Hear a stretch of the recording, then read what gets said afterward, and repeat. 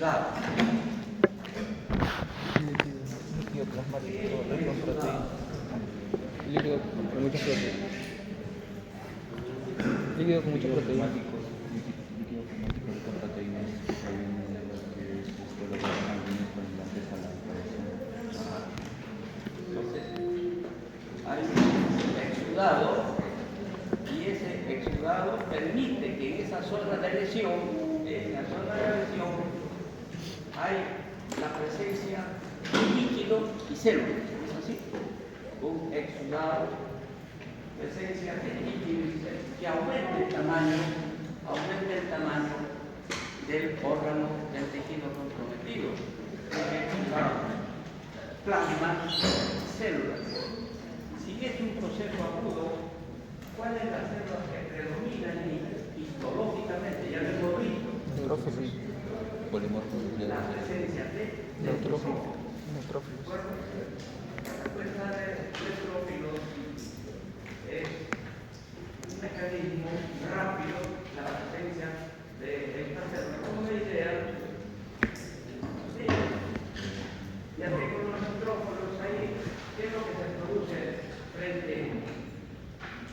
¿Cuál es la función? ¿Cuál es la función, la actividad de los neutrófilos frente a las posibles bacterias que ya están produciéndose ahí en este tipo de actividades? ¿Cuál es la función del neutrófilo? Eliminar células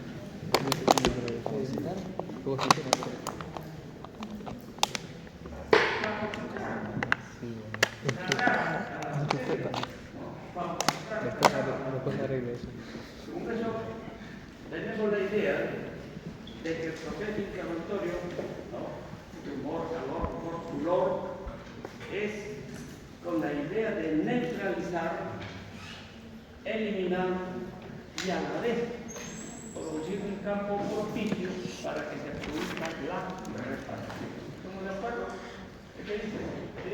Estamos de acuerdo. Esa es en relación al tema que nos estamos nosotros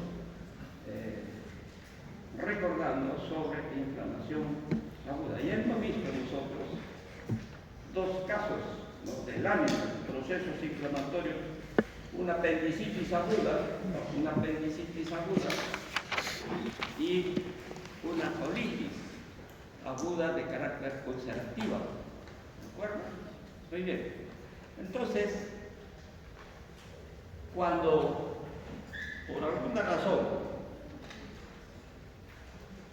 razón, las bacterias, los microorganismos se establecen por más tiempo de lo previsto. Cuando nosotros hablamos de cuadro agudo, ya se ha dicho que esto puede durar un promedio de 3 semanas. ¿De acuerdo? Clínicamente estamos hablando de un suceso agudo hasta 3 semanas. Pero, repito, si la bacteria, el microorganismo o cualquier otro factor que esté produciendo lesión va más allá de las 4 semanas, ya no hablo de cuadro agudo desde el punto de vista clínico. Le estoy hablando de un proceso inflamatorio crónico. ¿De acuerdo? Entonces, en esa línea, nosotros tenemos acá, por ejemplo, una lesión celular o una lesión de los tejidos. Siempre va a haber un componente, ya dijo un alumno, un mediador químico. Todo proceso agudo siempre hay elementos mediadores químicos y esto tiene una importancia de producir avance de la lesión o producir un retroceso de la lesión, dependiendo de la cantidad de mediadores químicos, en todo caso, que actúan, como repito, a favor de avance de la lesión o en forma de retroceso para que vaya a una mejoría. Producido el cuadro inflamatorio agudo, esta lesión puede ir a una resolución, entendiendo le da un tratamiento adecuado, el paciente se mejora y ahí hablamos de una resolución. Pero si no le doy el tratamiento adecuado, el proceso sigue y un proceso inflamatorio puede dar a la formación de abscesos.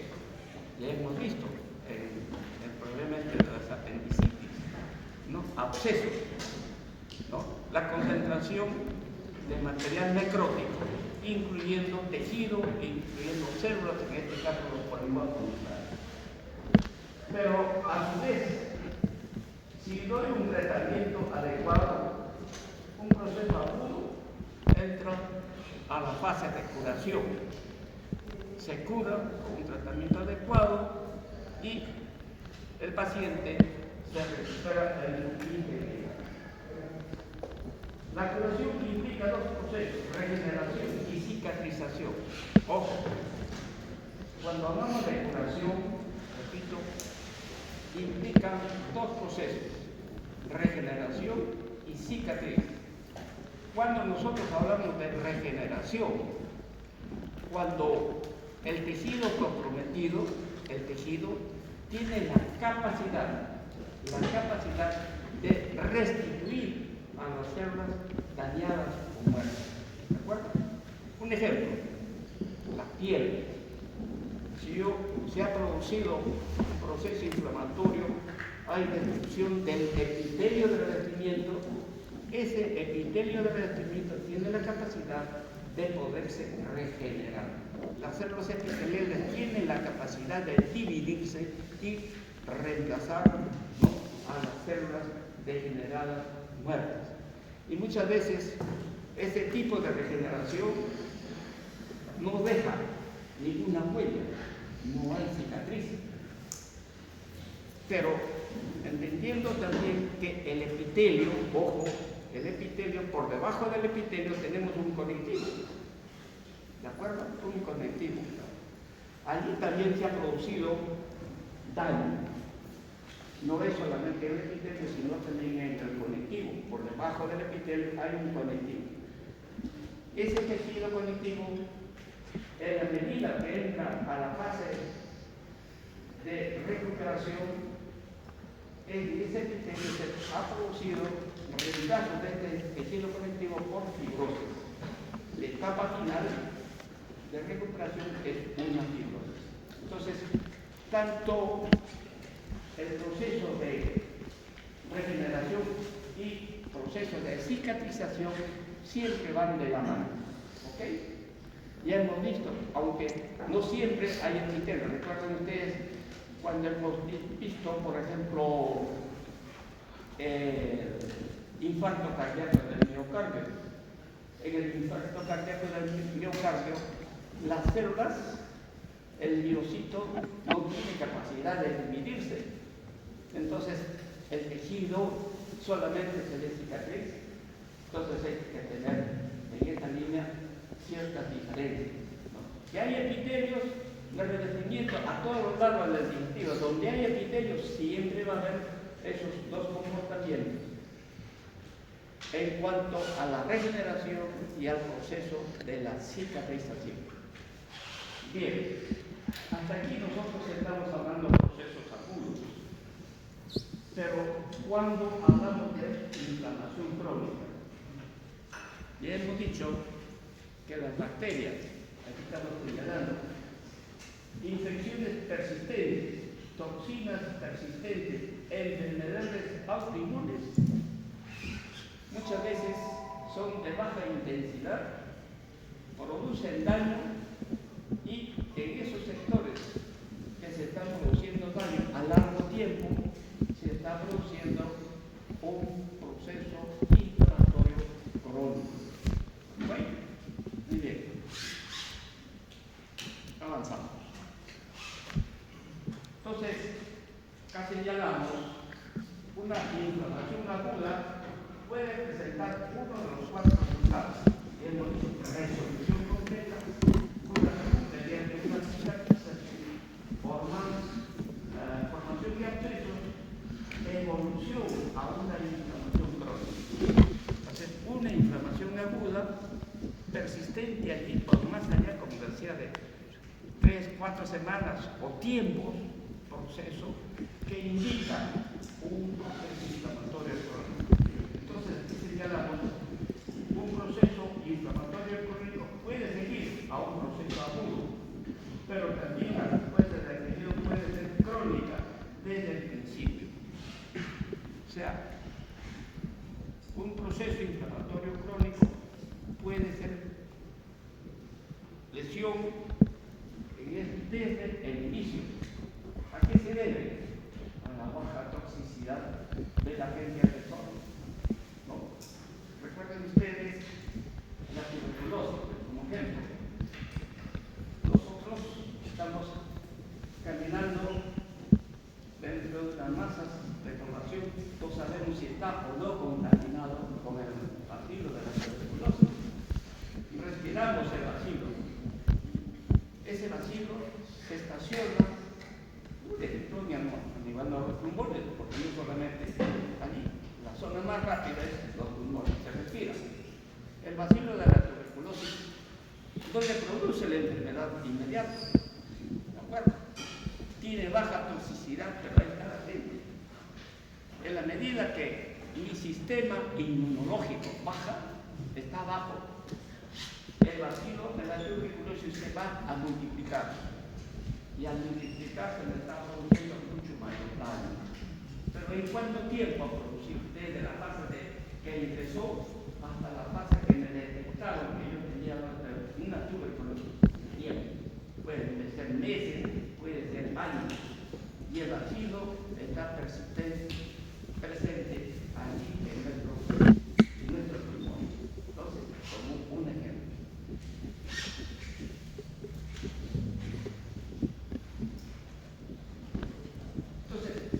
La mayoría de los casos de inflamación crónica se elige como un proceso primario. ¿A qué se debe? A la baja toxicidad de los componentes de las noxas. Entonces, un proceso primario, ya le decía el ejemplo de la tuberculosis, una micosis o una enfermedad de carácter autoinmune, como vamos a ver más adelante. En la inflamación crónica puede identificarse 4 grupos. Cuando hablamos del proceso de inflamación crónica, repito, 3 grupos que pueden producir lesiones crónicas. 1, infecciones persistentes por ciertos microorganismos. Ya les decía la tuberculosis, el treponema pálido, que es el componente de la sífilis, o los hongos, una candidiasis, por ejemplo, diferentes partes de nuestro organismo está latente ahí, pero en la medida que avanza con la concentración, en la medida que nuestras defensas disminuyan, se me está produciendo una lesión de tipo crónico. Entonces, en primer lugar, infecciones persistentes. Exposición prolongada a materiales inertes, no degradables. Estos 2 ejemplos, la sílice y los asbestos, generalmente son minerales, ¿no? Que se puede absorber en relación al trabajo minero, produciendo la silicosis o la asbestosis, ¿no? Son minerales que no son degradables fácilmente. Uno absorbe el material, absorbe el polvo de la silicosis y estos se estacionan en los pulmones y en mucho tiempo da una enfermedad crónica que nosotros estamos llamándole la silicosis. Entonces, u otros materiales no degradables fácilmente. En tercer lugar, bajo ciertas circunstancias hay reacciones inmunitarias contra los propios tejidos del individuo, induciendo a enfermedades de carácter autoinmune, los lupus, la artritis reumatoidea y la esclerodermia. Recuerden ustedes el proceso de mecanismo, en todo caso, de la inmunidad.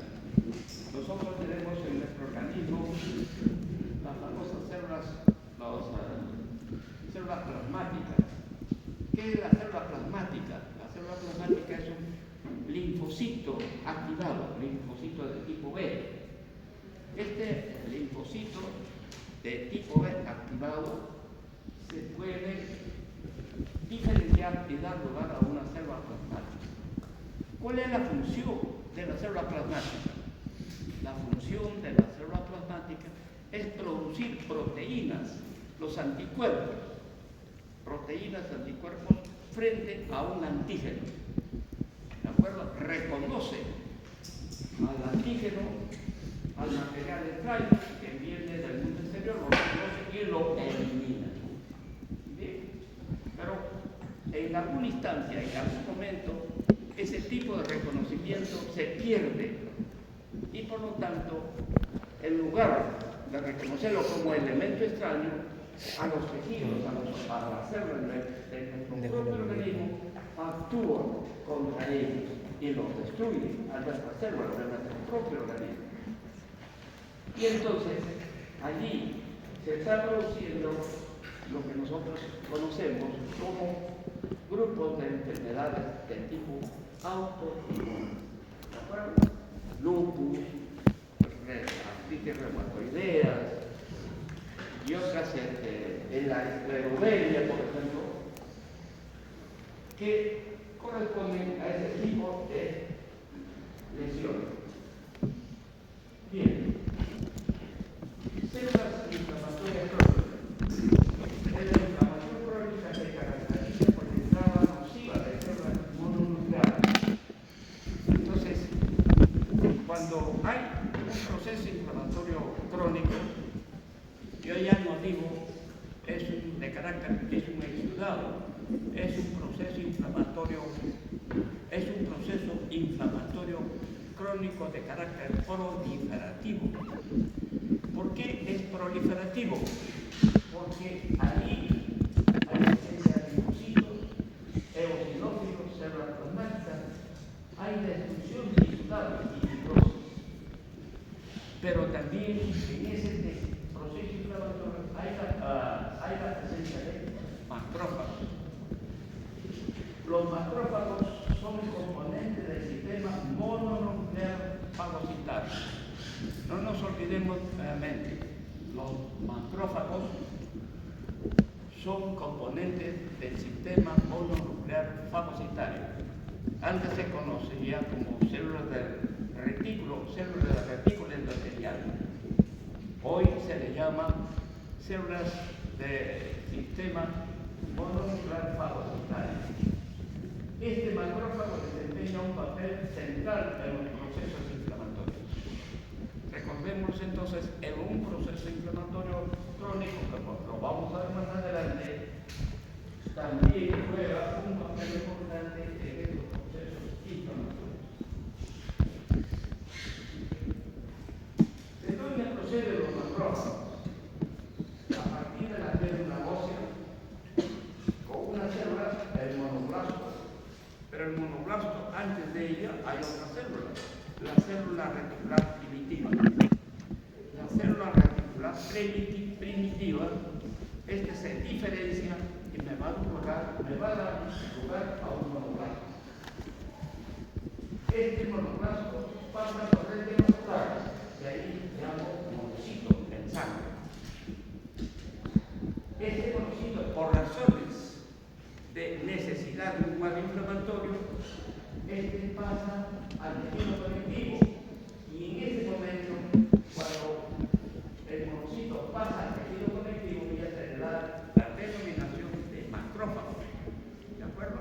Entonces, es el camino que sigue estas células indiferenciadas desde la médula ósea hasta llegar al tejido conectivo. El tejido conectivo puede tener diferentes nombres, de acuerdo muchas veces a la gente, etiológico. Por ejemplo, se le da la denominación de célula epitelioide. En el caso de la tuberculosis, célula epitelioide. ¿Por qué se le llama célula epitelioide? adopta la forma de una célula epitelial. Pero no es solamente eso. Este macrófago, en el caso de la tuberculosis, fagocita al bacilo de la tuberculosis. Y los dos conviven, hacen una especie de simbiosis. ¿De acuerdo? El macrófago fagocita a una célula, en este caso al bacilo de la tuberculosis, y hacen una simbiosis y adoptan esta forma. Y se le da la denominación de célula epitelioide. En el caso de la letra, por ejemplo, se le da la denominación las células de Virchow, que están incluyéndose en el caso de la letra. Pero también, por ejemplo, lo encontramos como el nombre de células de Kupffer. La célula de Kupffer es un macrófago que se encuentra a nivel de hígado, un macrófago. Pero también lo encontramos en los pulmones, como el famoso neumocito 2. Es un macrófago que se encuentra a nivel de los pulmones. Pero, ¿qué sucede cuando estos macrófagos no pueden fagocitar a un microorganismo, a un agente, a una noxa de mayor tamaño? Las bacterias generalmente están dentro de los 3, 5, 6 micros de tamaño. Pero un hongo, ¿no?, como el caso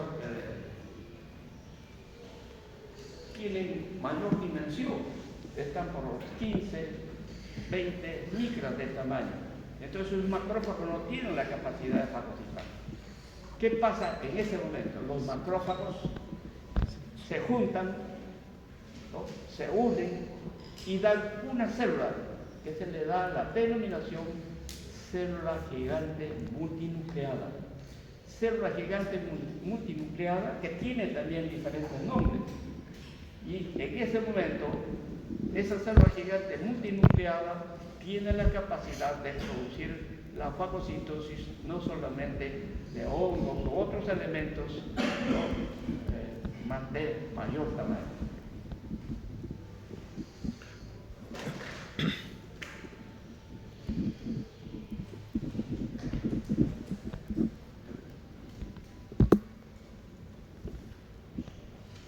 Acá se ve nuevamente el monoblasto en la médula ósea, monocito en sangre, sale al tejido conectivo, en este se le da la denominación de macrófago. El conjunto de macrófagos se unen para dar lugar a una célula gigante multinucleada, que también tiene diferentes nombres. Por ejemplo, en el caso de la tuberculosis, ¿no?, se le da la denominación célula tipo Langhans. Pero si hay la fagocitosis de elementos de cuerpo extraño, ahí se le da la denominación también de una célula gigante a cuerpo extraño.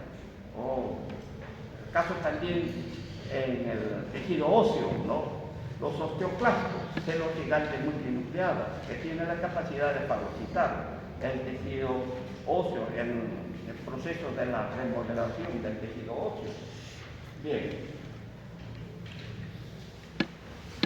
¿Cómo es que se produce la acumulación de macrófagos? Puede ser, por ejemplo, por mediadores químicos que son reclutados y lo mantienen en el tejido conectivo.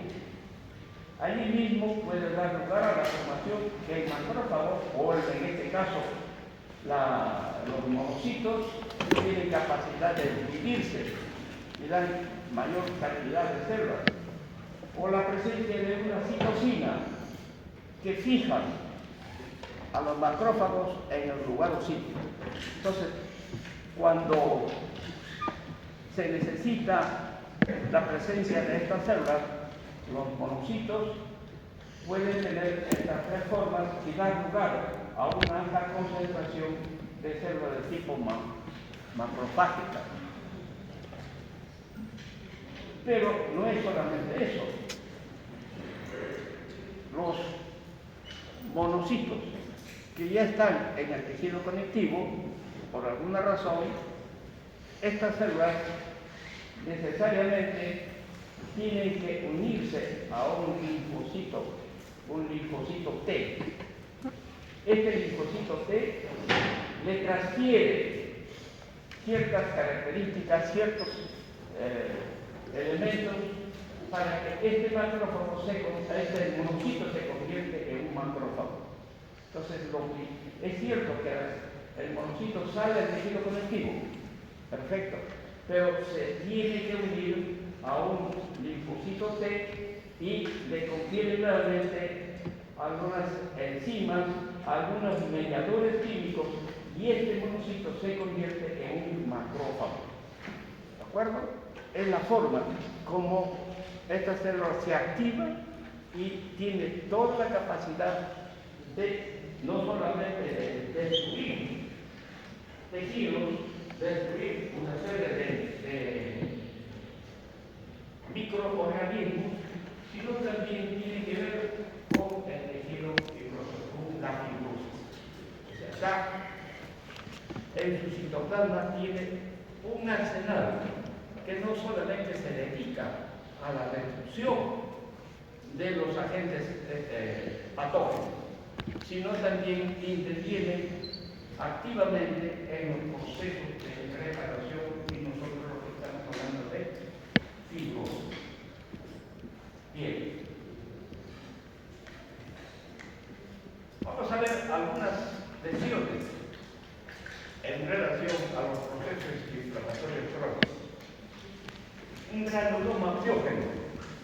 Un granuloma piógeno, un proceso inflamatorio crónico que se caracteriza porque en su estructura histológica hay presencia de neovasos pequeños capilares y la presencia de un infiltrado de células de inflamación crónica, que ya hemos visto, linfocitos, monocitos, células plasmáticas. Y le da toda la característica, ¿no?, de un granuloma piógeno. Histológicamente, repito, neovasos, células de inflamación crónica. El rindoescleroma, proceso inflamatorio crónico, cuyo agente es el rindoescleromático, la bacteria rindoescleromática, una Klebsiella rindoescleromática, una lesión que se produce generalmente en lugares donde la higiene es muy pobre y por lo tanto ocurre ahí este tipo de bacteria, la Klebsiella rindoescleromática. Proceso inflamatorio con gran deformación, destrucción y gran deformación de las zonas comprometidas. Aquí hay los dos componentes. Uno, hay la presencia de la bacteria, hay la presencia de células de inflamación crónica y a la vez está acompañada también por reparación de tejido. Hay presencia también de tejido fibroso.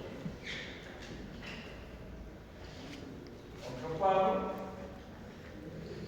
una gran deformación del tejido, y aquí, repito, histológicamente se reconoce nuevamente zonas de necrosis, células de inflamación crónica, linfocitos, monocitos, células plasmáticas y acompañados también de tejido fibroso. Eso es lo que da esta imagen de carácter pseudotumoral.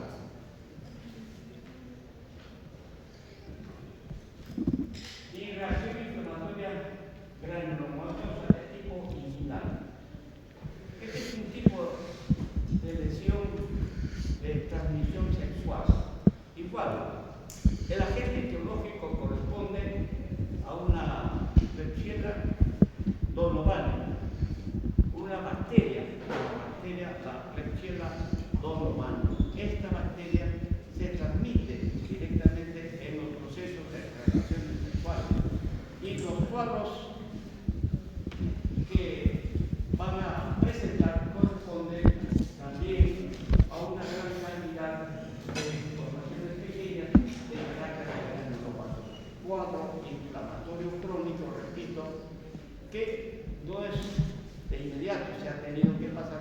tiempo de evolución para los efectos de presentar este tipo de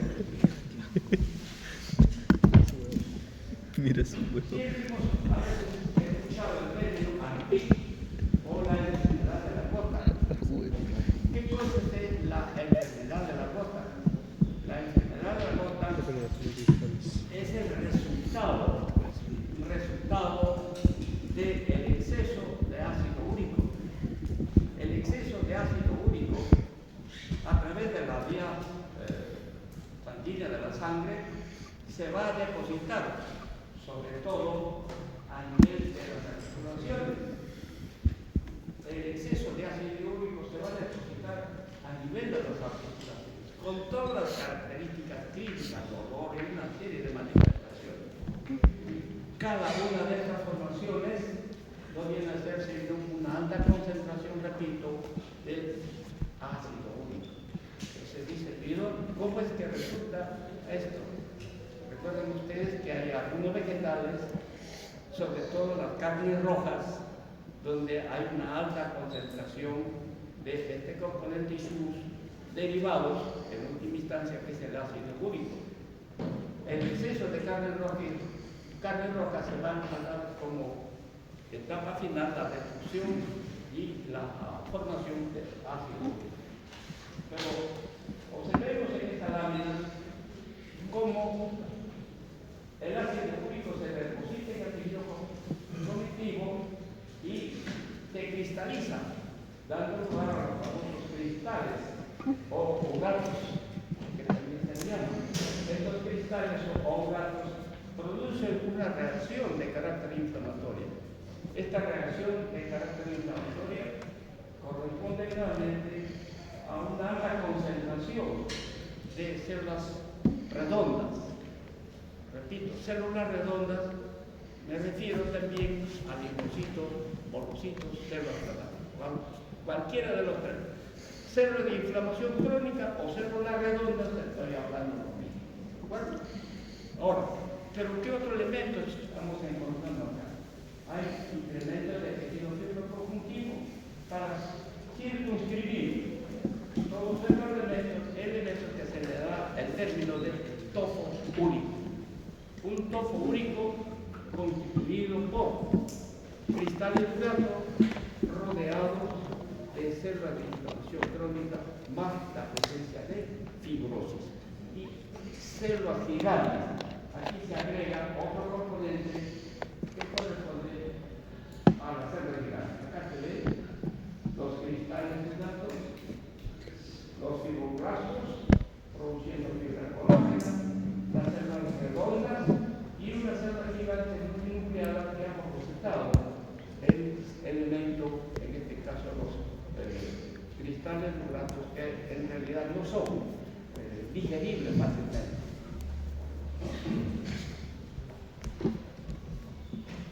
Granuloma corpuscular.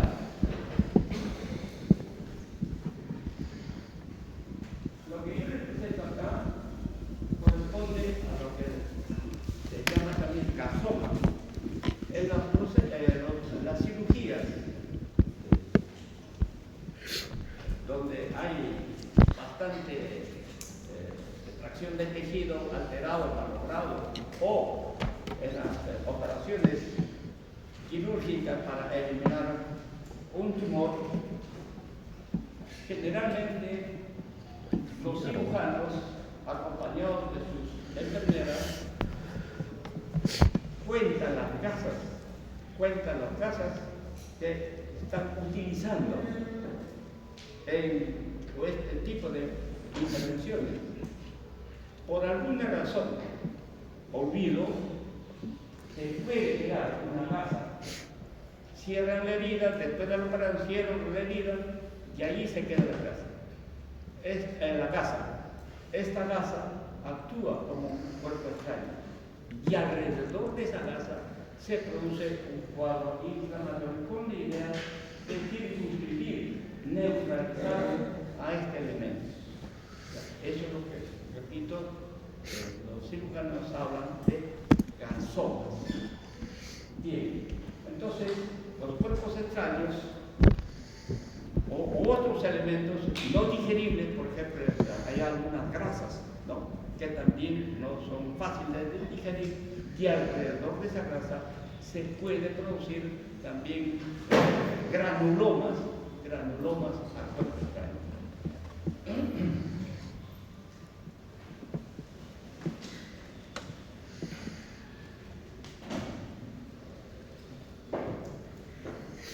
Inflamaciones crónicas granulomatosas. Cuando nosotros hablamos de lesiones crónicas granulomatosas, señalamos que en el sitio de la lesión hay un conglomerado de células de tipo macrófagos. Estos macrófagos, por ejemplo, ya hemos hablado, es un prototipo. La tuberculosis es un prototipo de procesos inflamatorios crónicos granulomatosos. ¿Por qué se le da el término de prototipo? Porque justamente, ya les decía anteriormente, la tuberculosis es un cuadro inflamatorio crónico de largo tiempo de evolución y que allí se concentran los linfocitos, monocitos, células plasmáticas, la presencia de fibrosis. Pero no es solamente la tuberculosis, la sarcoidosis, la enfermedad del arañazo del gato, la sífilis, la micosis y reacciones a lípidos irritantes. Todos estos componentes o estos pueden producir granulomas. ¿De acuerdo? Entonces, un granuloma consiste en una agresión microscópica de macrófagos que se han transformado en células de aspecto epitelial. Se le llama célula epitelial. Me estoy refiriendo nuevamente en el caso de la tuberculosis. Lo que estoy describiendo acá desde el punto de vista microscópico es lo que se ve, es lo que se observa a través del microscopio. Muy bien. Incluye linfocitos, células plasmáticas y un anillo de fibroblástos. A menudo se encuentran células gigantes multinucleadas. Decía, esto también se puede encontrar en otros tipos de lesiones, como las enfermedades de los lípidos, que ya hemos visto anteriormente, pero se considera como el tipo de inflamaciones granulomatosas. Cuando nosotros observamos a través del microscopio un granuloma, en el caso de la tuberculosis, lo que se llama acá en la parte central, se puede encontrar la forma de necrosis caseosa. El bacilo de la tuberculosis en el tiempo va a destruir al tejido y en ese tejido destruido, de necrosado, se convierte en una masa amorfa de aspectos eosinófilos. Ese material amorfo de aspecto eosinófilo es lo que se le llama el casio. En un proceso inflamatorio crónico por la tuberculosis, el elemento de tejido necrótico se le da casio. Al lado de ellos, ¿qué encontramos? Encontramos un anillo de macrófagos, las células epitelioides, la presencia de linfocitos y por fuera el tejido fibroso. Ahora, en el caso de la tuberculosis no es solamente lo que se le llama aquí granuloma blando. Puede encontrarse también granulomas duros, donde no hay casio. ¿De acuerdo? Granuloma blando cuando hay presencia de material necrótico, casio, y granuloma duro, simplemente células de inflamación crónica y las células gigantes multinucleadas. Acá se ve necrosis caseosa rodeada por un anillo de células epitelioides, la presencia de linfocitos y periféricamente la presencia de fibrosis. Mejor todavía, casio las células epitelioides, estas células alarganitas, muy parecidas, entre comillas, a veces se confunde con células de tipo fibroblasto, y las células redondas por fuera de ellas. Patrones morfológicos de una inflamación aguda o crónica. Para observar cualquier inflamación crónica, muchas de ellas tienen ciertos patrones típicos, característicos, y esto se relaciona de acuerdo a la gravedad de la reacción, tiempo. Segundo, a la causa específica, al factor que lo está produciendo. Y tercero, el tejido y los sitios particulares afectados.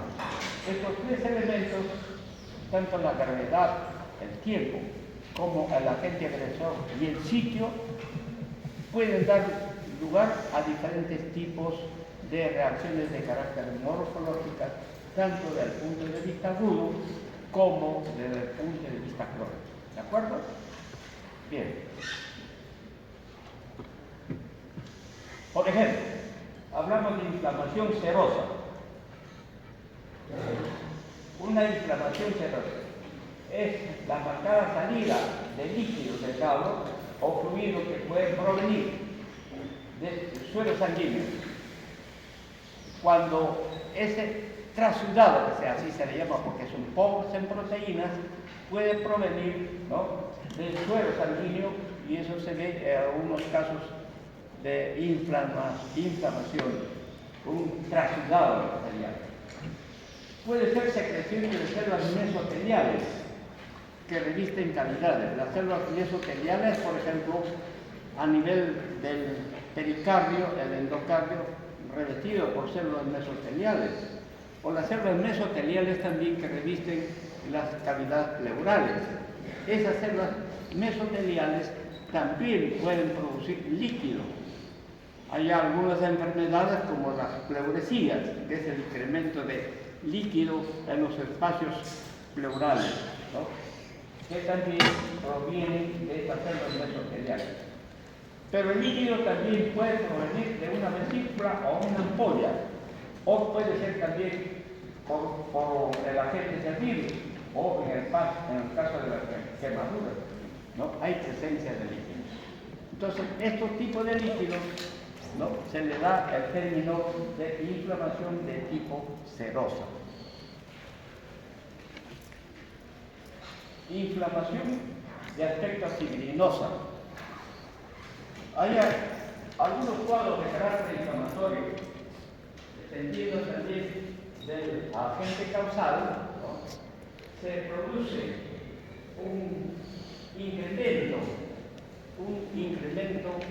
de las uniones de las células endoteliales que revisten las cavidades. Repito, cuando hablamos de una lesión de carácter fibrinoso, tengo que entender que el cuadro inflamatorio ha permitido que las células endoteliales se separen mucho más de lo normal. Esa separación permite la salida de proteínas de alto peso molecular. Una de esas proteínas corresponde al fibrinógeno. ¿De acuerdo? El fibrinógeno, una vez que sale, se convierte en fibrina. Y la fibrina nosotros lo reconocemos tanto desde el punto de vista macroscópico o como en el microscopio como verdaderas fibras de un color eosinógeno, sin núcleo indudablemente. Y esto da lugar a un tipo de lesión. La pericarditis fibrinosa, por ejemplo, o la pleuritis de carácter fibrinosa. ¿A qué se debe? Repito nuevamente, a que el agente biológico ha permitido la separación de las células endoteliales que revisten los capilares y salida de proteínas de alto peso molecular, en este caso el fibrinógeno, que en el tejido conectivo o en el sitio donde se está produciendo la lesión se convierte en fibrina.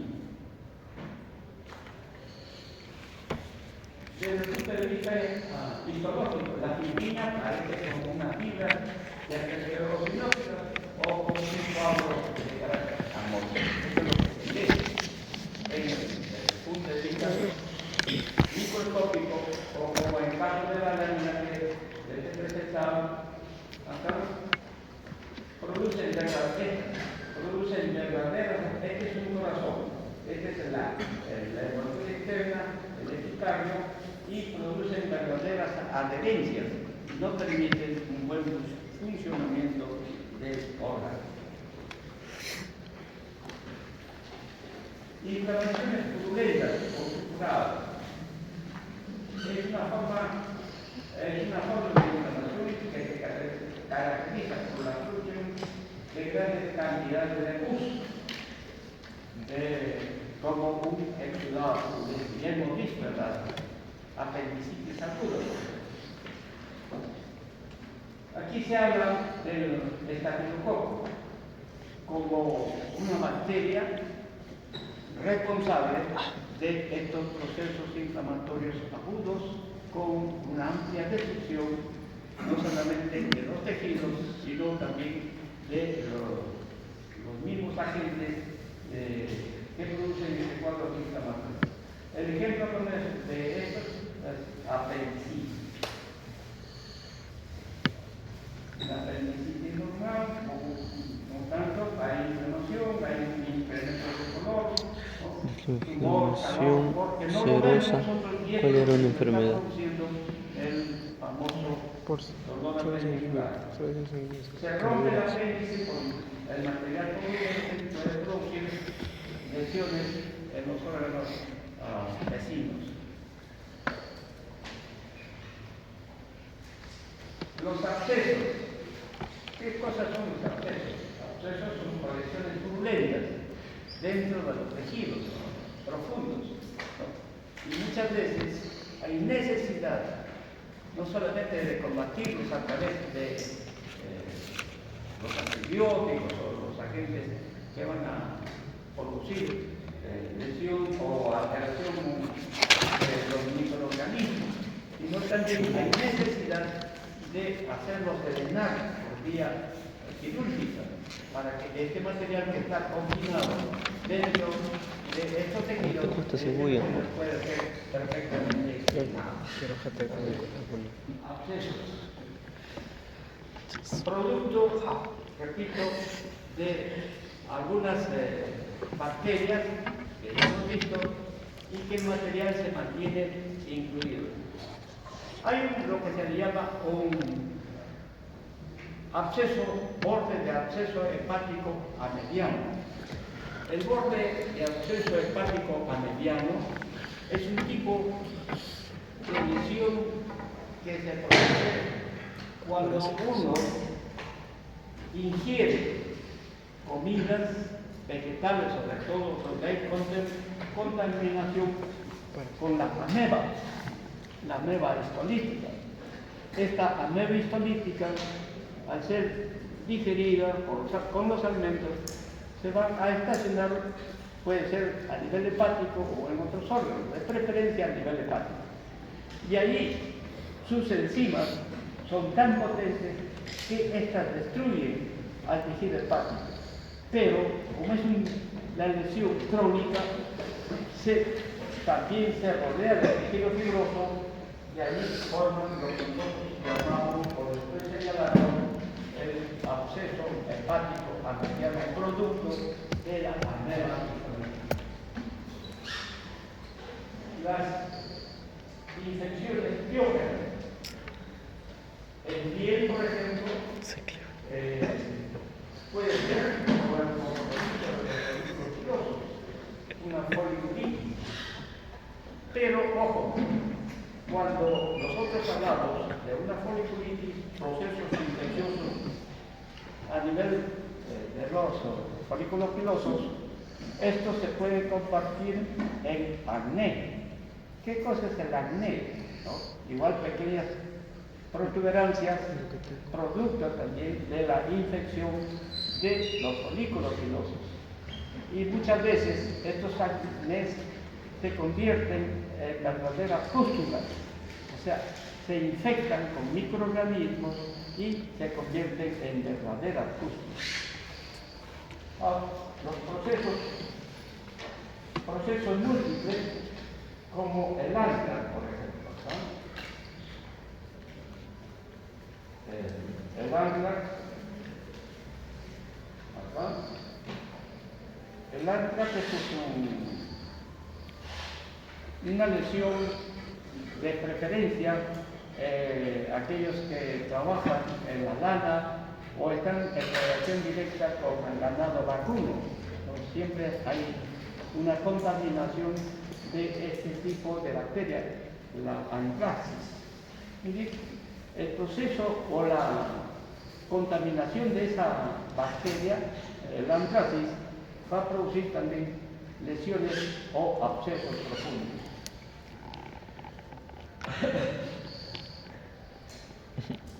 Bien. Acá dos ejemplos de lo que puede convertirse, lo que hemos estado señalando de los famosos, la foliculitis, el acné juvenil. El acné juvenil, pequeñas elevaciones con el compromiso de los folículos linfoides, pero esos no solamente pequeñas inflamaciones, sino también hay compromiso de bacterias y se convierten en estas formaciones de color amarillento, que son las pústulas. El acné juvenil tiene muchos factores etiológicos. Uno se habla mucho de los problemas de carácter hormonal y otros muchas veces a los cosméticos que se usan en la cara pueden producir también estos tipos de lesiones. Aquí hay un ejemplo de otro tipo de acné llamado el acné rosáceo. El acné rosáceo se presenta de preferencia en las mujeres con un cutis bastante sensible y se señala también como factor etiológico problemas de carácter inmunológico.